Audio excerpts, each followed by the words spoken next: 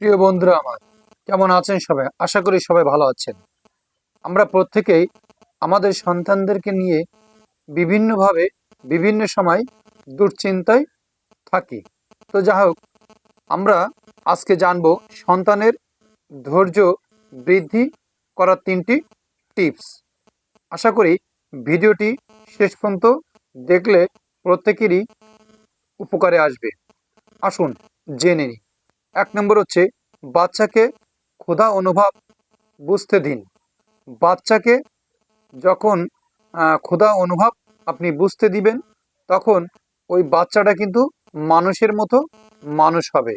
2 নম্বর হচ্ছে, বাচ্চার সাথে প্রচুর পরিমাণ কথা বলুন, তবে অপ্রয়োজনীয় না।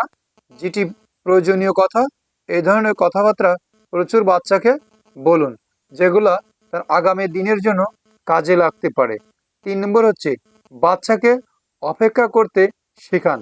চাওয়া মাত্রই সব চাহিদা পূরণ করবেন না, তাহলে একদিন দেখবেন হয়তো বা আপনার আজকে ভালো দিন যাচ্ছে, প্রতিদিন বা সবসময় যে আপনার ভালো দিন যাবে বিষয়টা এরকম না। যখন আপনার দুর্দিন আসবে, তখন বাচ্চাটা যদি কোনো বিষয়ের উপরে বায়না ধরে আর আপনি যদি না দিতে পারেন, তখন ওই বাচ্চাটার মন খারাপ হয়ে যাবে।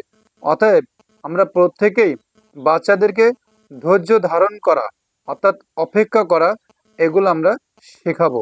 তাহলে কি হবে, ওই বাচ্চাটা সে বুঝতে পারবে, বা হয়তো মনে করবে যে আমার আব্বুর কাছে অথবা আম্মুর কাছে টাকা নাই, যখন আসবে তখন আমাকে ঠিকই এই জিনিসটা কিনে দিবে বা আমার চাহিদাটা পূরণ করবে। আশা করি সবাই বুঝতে পেরেছেন। সকলের সুস্বাস্থ্য কামনা করে আজকের মতো এখানে বিদায় নিচ্ছি। আল্লাহ হাফেজ। ভিডিওটি যদি ভালো লাগে একটি লাইক একটি কমেন্ট করে যাবেন।